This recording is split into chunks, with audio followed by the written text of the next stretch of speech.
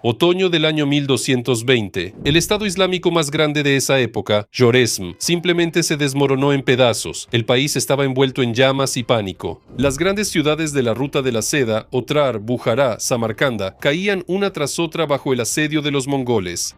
Y el propio el Shah de Joresm, Muhammad, quien hasta ayer se sentía el rey del mundo, se escondió en una isla olvidada por Dios en el mar Caspio y moría de estrés y fiebre. Sin embargo, en el noreste, a orillas del Sirdaria, hubo un hombre que decidió que la tendencia general a la rendición no era lo suyo. Él solo tenía 1000 guerreros contra una avalancha de 20.000 mongoles. Y su nombre era Timur Malik. Y ahora entenderán por qué vale la pena conocer su historia. Hola a todos, están en el canal Amazing History.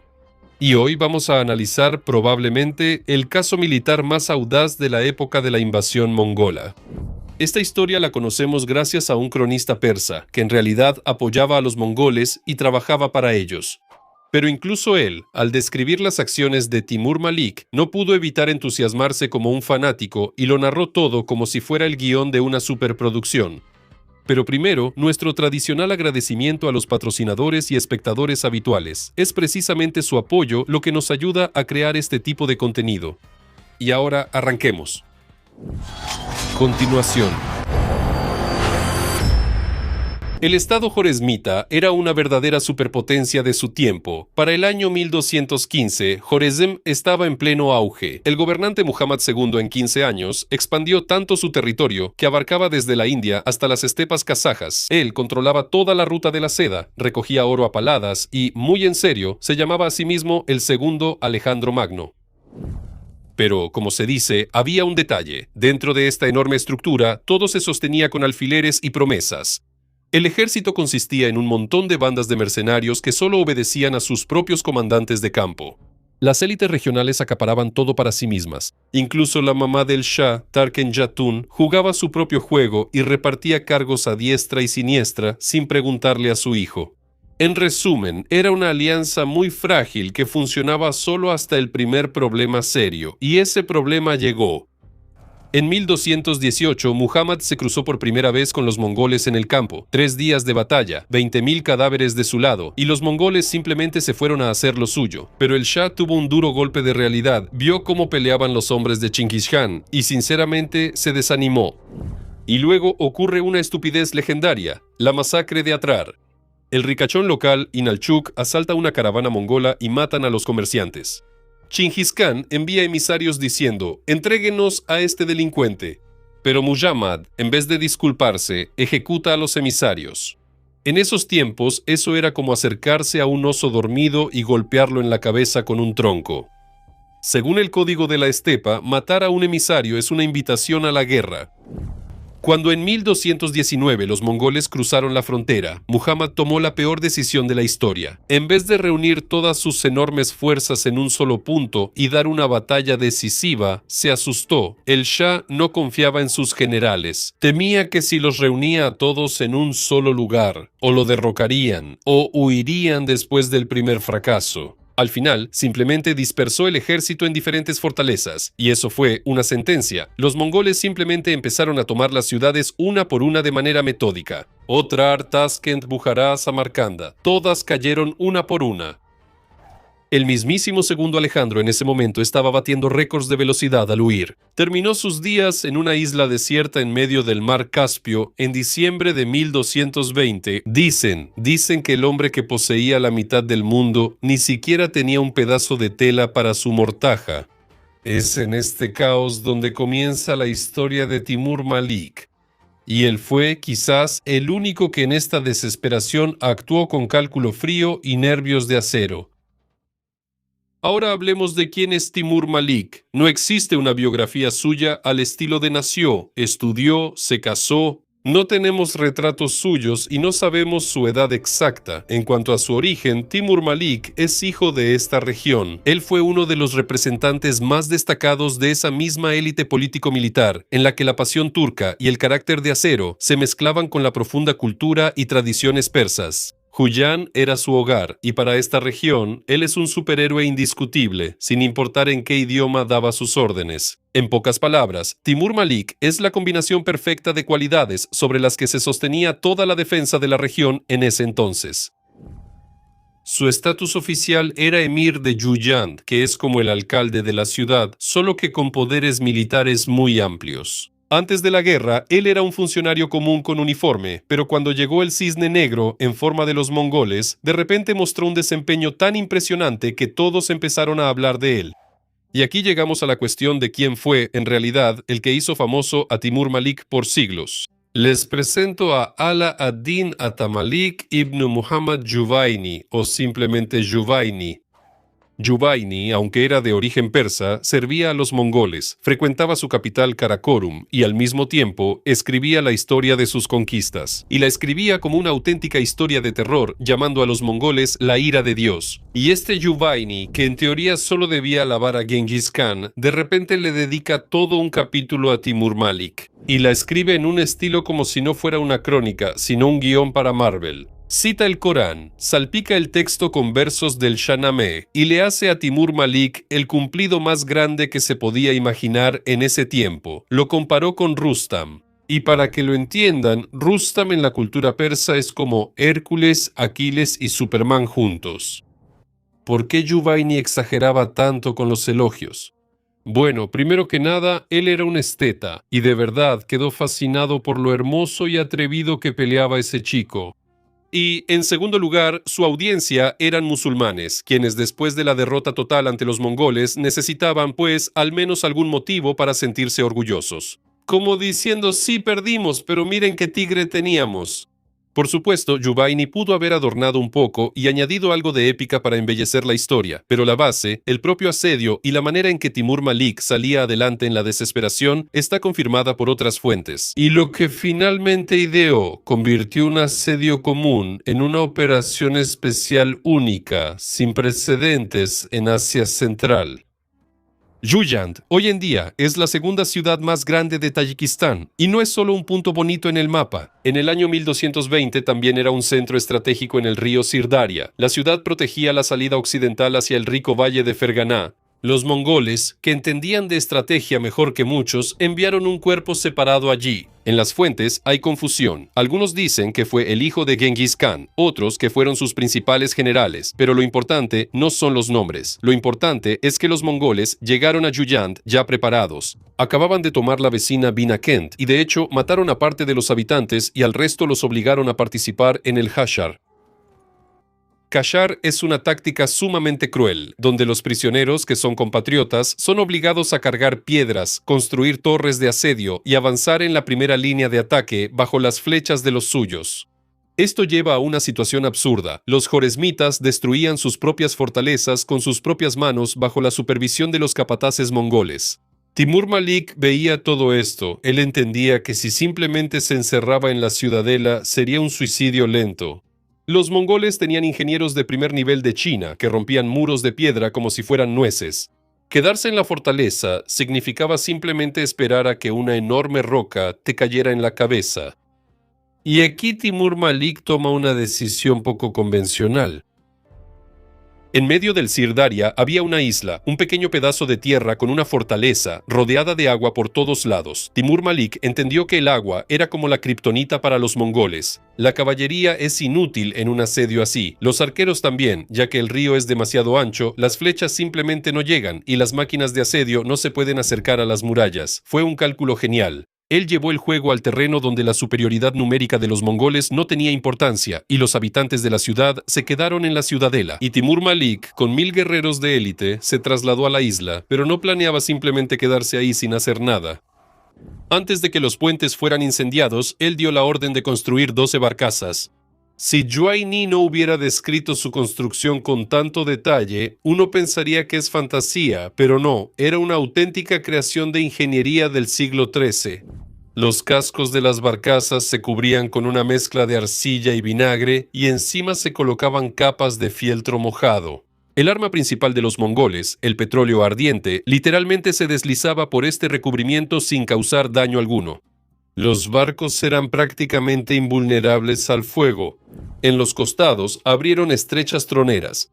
Desde la orilla era prácticamente imposible acertarle a un arquero a través de esa rendija, pero los muchachos de Timur Malik disparaban a los mongoles como si estuvieran en una galería de tiro. De hecho, Timur Malik inventó los acorazados fluviales siglos antes de que se volvieran populares.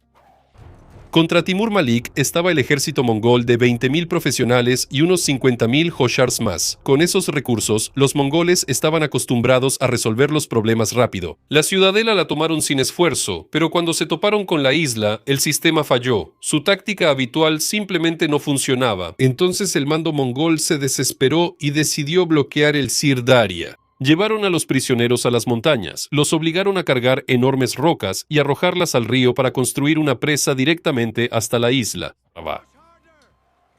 Todo el día los mongoles y los prisioneros trabajaban duro construyendo la presa, pero en cuanto oscurecía, comenzaba el espectáculo. 6 barcazas en una orilla, 6 en la otra. Un ataque repentino, la eliminación de la guardia, la destrucción de lo que se había construido durante el día y una retirada efectiva en la niebla antes del amanecer. Los mongoles, que estaban acostumbrados a conquistar enormes megaciudades en cuestión de días, quedaron atascados en una pequeña isla durante meses. Para una máquina de guerra invencible, esto fue simplemente lo más humillante posible. Pero las matemáticas son implacables. Los mongoles tenían los recursos de toda la región detrás de ellos, y Timur Malik en la isla solo tenía la comida que había logrado llevar consigo. Cuando los almacenes empezaron a vaciarse, Timur Malik entendió que era hora de pasar a la parte final del plan. 70 barcos, exactamente esa cantidad, lograron reunir y construir los maestros de Huyand mientras duraba el asedio. En esta flotilla improvisada cargaron todas las armas restantes, provisiones y a los guerreros que quedaban. Timur Malik se puso de pie en la barcaza principal, reuniendo a su alrededor a los mejores arqueros, que no fallaban un solo tiro. Salieron por la noche y ese fue el momento de máxima tensión. Al ver la huida, las tropas de caballería mongolas inmediatamente se lanzaron y persiguieron río abajo, atrapando a la flota entre ambas orillas. Disparaban miles de flechas a los barcos y lanzaban vasijas con petróleo ardiente, y en respuesta, desde las estrechas troneras, los francotiradores de Timur Malik les disparaban. Yubaini lo describe de manera tan poética como si fuera la propia suerte la que disparaba la flecha de la paz y cada disparo encontraba una rendija en la armadura de los jinetes mongoles. El primer puesto de control serio esperaba a los que se retiraban en la zona de Bainakent. Los mongoles lograron tensar una pesada cadena de hierro a través de todo el río para privar a la flota de maniobrabilidad y dispararles a quemarropa, pero el plan no funcionó. Los mongoles aceleraron sus barcos y a toda velocidad chocaron contra la barrera con toda la masa de su flota. La cadena no resistió y se rompió, abriendo el camino. Sin embargo, más adelante en el río, cerca de Jend, la situación empeoró aún más. Los mongoles tomaron en cuenta el error con la cadena y prepararon una emboscada más ingeniosa. Colocaron una cadena de botes a lo ancho del Sir Daria, convirtiéndolos en posiciones de tiro flotantes con balistas instaladas. A Timur Malik le informaron sobre esta trampa y entendió que la ruta por el agua ya no era viable. La flota atracó en la orilla, sin llegar a Jend. En ese momento terminó la etapa única del río y comenzó la dura supervivencia en la estepa. Desembarcar en tierra significaba que la ventaja volvía a los mongoles. Su caballería volvía a tener espacio para maniobrar. Timur Malik envió el tren de bagajes principal hacia adelante y él mismo, con un puñado de fieles guerreros, se quedó atrás para recibir el golpe principal y dar a los demás la oportunidad de escapar. Comenzó la parte más sangrienta de esta historia, donde cada metro de tierra costaba decenas y decenas de vidas. Lo que comenzó en la estepa después del desembarco de los barcos, Yubaini lo describe como una lenta y dolorosa agonía. Fue una serie de interminables y agotadores enfrentamientos. Los mongoles atacaban en oleadas. Tan pronto como un grupo se agotaba, uno nuevo llegaba a reemplazarlo. Los guerreros de Timur Malik caían uno tras otro. Al final, llegó un momento en que no quedó nadie a su alrededor. A Timur Malik solo le quedaban 3 flechas en el carcaj. Además, una de ellas no tenía punta. El final de esta historia es digno de una adaptación de Hollywood. A Timur Malik también lo persiguen 3 mongoles. Y él entiende que es imposible escapar de la persecución. En lugar de eso, él se da la vuelta bruscamente y lanza un contraataque. Primero, dispara esa misma flecha rota. El simple trozo de madera vuela directo al objetivo y le saca un ojo a uno de los perseguidores. Y no importa si fue una habilidad increíble o simplemente una suerte descomunal. Un mongol quedó fuera, y los otros dos perseguidores decidieron no tentar a la suerte y se fueron a casa. Por supuesto, se puede discutir todo lo que quiera sobre cuánto adornó Joaini esta historia, pero el hecho es que Timur Malik realmente salió vivo de esa carnicería. Gorganj, principios de 1221. Esto no es un espectáculo para los débiles de corazón. La que alguna vez fue la gran capital de los shahs de Joresem parecía una escena de un apocalipsis zombie. El viejo Shah Muhammad estaba viviendo sus últimos días en algún lugar, y en la propia capital las élites se peleaban por el trono, mientras los mongoles ya estaban pisando el umbral. Y fue precisamente en este nido de víboras donde Timur Malik llegó después de su increíble maratón por la estepa. Y casi al mismo tiempo que él, llega allí Jalal ad-Din, el hijo mayor del Shah. Jalal ad-Din era completamente lo opuesto a su padre. Si Muhammad siempre, por así decirlo, titubeaba y se escondía, su hijo era un tipo audaz que buscaba pelea. En Gurganj, los suyos intentaron deshacerse de él. Los funcionarios locales no querían un líder fuerte y empezaron a tramar conspiraciones. El nuevo Shah entendió que era más fácil recibir una bala en la espalda de los suyos que de los mongoles y decidió largarse.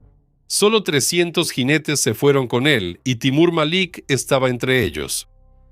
Era el dúo perfecto. Uno necesitaba un líder legítimo, el otro un profesional que no lo traicionara y supiera cómo humillar a los mongoles en el campo de batalla. El primer enfrentamiento serio demostró que los muchachos iban en serio. Un destacamento de 700 mongoles fue prácticamente aniquilado. En las crónicas se escribió con gran pomposidad. Por primera vez, la espada musulmana probó la sangre mongola, y eso dio un gran impulso a todos los sobrevivientes. Resulta que a los invencibles se les puede y se les debe derrotar.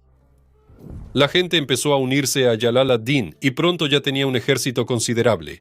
En 1221 tuvo lugar la legendaria batalla de Parvan. Ese fue el fracaso más sonado de los mongoles en toda la campaña. Eligieron un desfiladero rocoso y estrecho de manera magistral. La caballería mongola ahí no podía ni ganar velocidad ni envolver por los flancos. Timur Malik en esta batalla tomó las alturas con sus arqueros y desató un fuego infernal de flechas sobre los mongoles. Ellos intentaron usar un ataque psicológico, pusieron maniquíes en los caballos para que pareciera que eran más.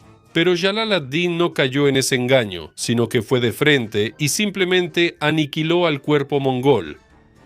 El golpe a la reputación de los mongoles fue tan fuerte que Genghis Khan personalmente encabezó el ejército para resolver este asunto de una vez por todas. El final ocurrió en el río Indo. Jalal ad-Din luchó como un león, pero las fuerzas eran demasiado desiguales, 30.000 contra 80.000.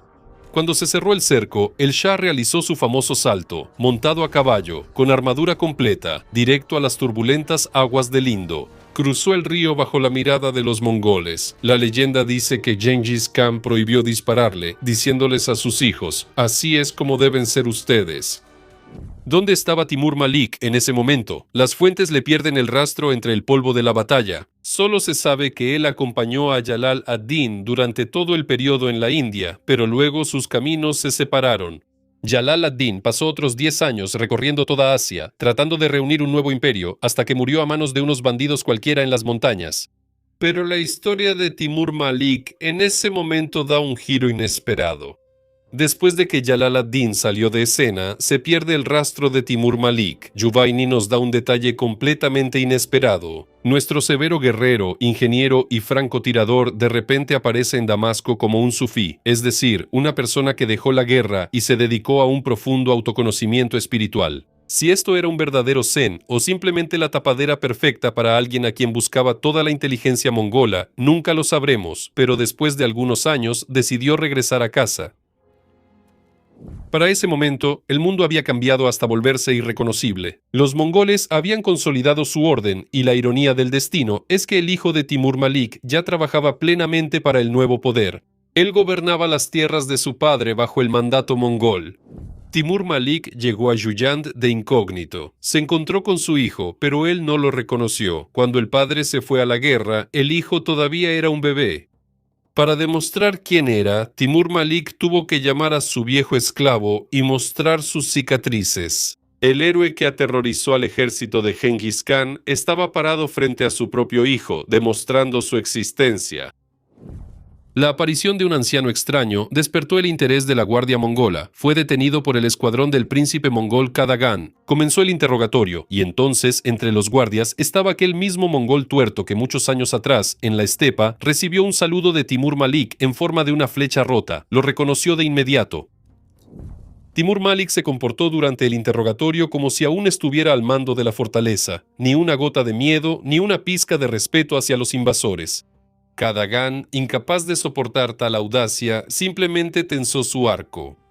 Giovanni resumió este final con una sola frase. Una flecha mongola fue la respuesta a todas las flechas que Timur Malik disparó en su vida. Así terminó su historia. Timur Malik no ganó la guerra ni salvó el imperio, pero demostró que la máquina de muerte mongola no es todopoderosa. Si tienes carácter, la táctica correcta y 12 barcazas blindadas, puedes hacer que todo un imperio se estanque durante meses. Bueno, eso es todo por mi parte. Si les pareció interesante, márquenlo como interesante. Ya saben qué hacer con los botones debajo del video. Nos vemos en el próximo episodio. Adiós a todos.